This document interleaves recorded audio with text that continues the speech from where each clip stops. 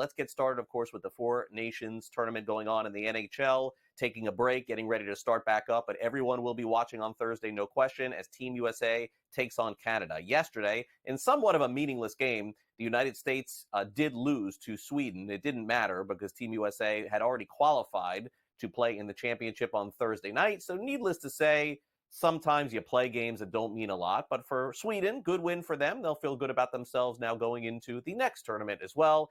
After the game, all that could be discussed was the rematch that we're headed for on Thursday. Mike Sullivan, head coach, talked about just how big this will be on Thursday night. The only thing that went through my mind is that first game was such a great hockey game. I think it's great for hockey that there's an opportunity for these two teams to meet again. Obviously they're both teams have star power all around the lineup. It was a very competitive hockey game, the first game. I would anticipate the next one will be as every bit as competitive, if not more. So, as I said after that game against Canada, the way that game was played with the emotional investment on both sides, it's just such an indication of how much these guys care and what this means to them. There's a lot of pride at stake. Team Canada had their little tune-up as well. That went better than Team USA's as Canada beat Finland, final score of 5-3. Nathan MacKinnon had 2 goals. Connor McDavid had a goal and assist. Really, one of the big plays was Sidney Crosby. He had an empty netter from center ice. I don't know if you caught this one yesterday, but just like Team USA, Team Canada getting ready to square off with USA on Thursday. John Cooper, the Canadian head coach, talked about the play of Crosby last night. You see somebody from afar, and then you don't want to be disappointed when you meet them in person. It's like, you want to meet your hero, and you want them to be your hero. And to be honestly, like a lot of times it doesn't happen. And how many times have you said, "Oh man, I wish," you look at them in a certain light. Well, the light that you look at Sidney Crosby is still the same light when you meet him, and he's a true inspiration to all the young guys in our locker room and even older guys. He is, in our country, he walks on water, and he is as humble as they come, and you can see why he arguably is one of the most respected people in this game.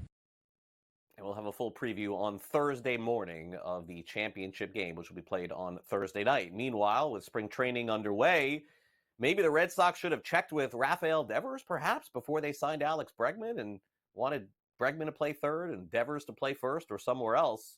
Yesterday, in meeting with the media, Devers basically saying, I am not going to play any other position than third base this season, leaving a very awkward press conference and a very awkward day in Fort Myers. Bregman, of course, the Red Sox just signed, and there is some anticipation that they would like Bregman to play third base, but needless to say, Devers was told at one point that he would play third base, but that was by the previous president of baseball operations, Chaim Bloom, who is now with the St. Louis Cardinals.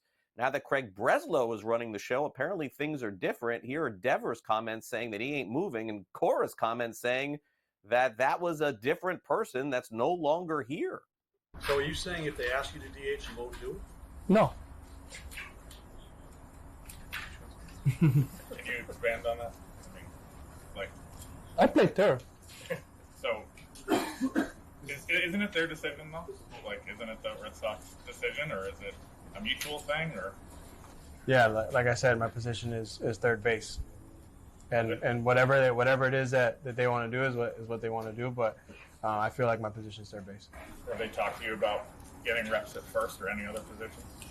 Yeah, no, they asked me the question about how I feel about DH, I gave them the answer that I just gave. No.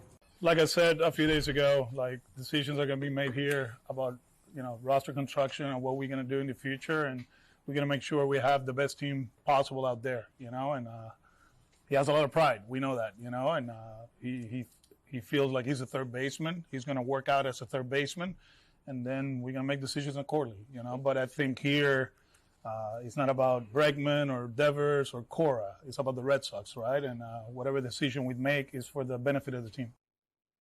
I guess we'll stay tuned to see how that plays out. All right, college basketball. Auburn's still the number one team in the country. They're ranked in the top 25, number one, 6th straight week. The Gators are 2, Duke is 3, St. John's dropped from 9 to 10. By the way, Kansas is down to 23. This is their lowest since 2021.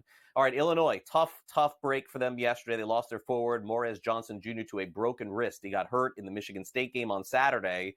Good rebounder, good defender. He's going to miss some time. Number 19, Arizona, snapped their 2-game skid. They beat Baylor. Final score, 74-67 at Baylor.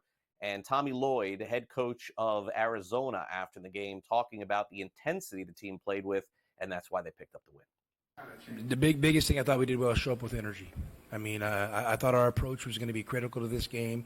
Obviously, we're coming off a 2-game skid, against good teams, one on the road, one at home. We felt like, we had opportunities to win both those games, and you just don't want to let a third one slip through, but you're at Baylor. I mean, it's a coin toss type game if you're lucky. So, I just thought we did a good job showing up with energy. And obviously Henry and Tobey, we kind of played our bigger lineup, which we haven't done much today. I thought they were great. So, Henry he's turning it into Hank right in front of our eyes. So I'm super proud of him.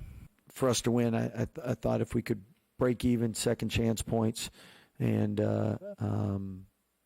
not get a bunch of live ball turnovers, keep them out of transition, and then if we shot it decent, we had a chance. The exciting thing is, we haven't, with this group, we've only had 2 games, and hopefully we can get everybody clicking because we haven't played our best. Let's get over to the Duke Blue Devils. They win again yesterday. Big win over Virginia. Big by final score, 80-62 the final. Duke is now 23-3. Utah beat Kansas State 74-69. That was the final there. All right, let's get back to some spring training news. Major League Baseball, big news in the contract world. First of all, Geraldo Perdomo over the Diamondbacks signed a contract extension yesterday, 4 years, $45 million. The bigger story occurred this morning.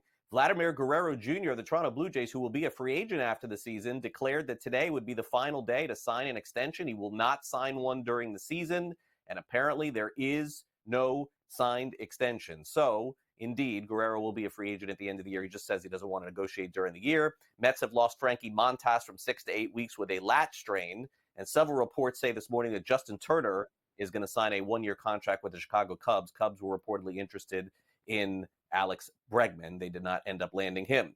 Meanwhile, let's get to some NFL news as free agency gets ready to open. Tee Higgins looks like a possibility to be traded or franchise tagged. Some restructuring going on with Cincinnati as well. Look for Higgins to potentially be moved before the season starts. Champ Kelly is out as Raiders assistant general manager. He spent 3 years with the Raiders, and that's no longer the case.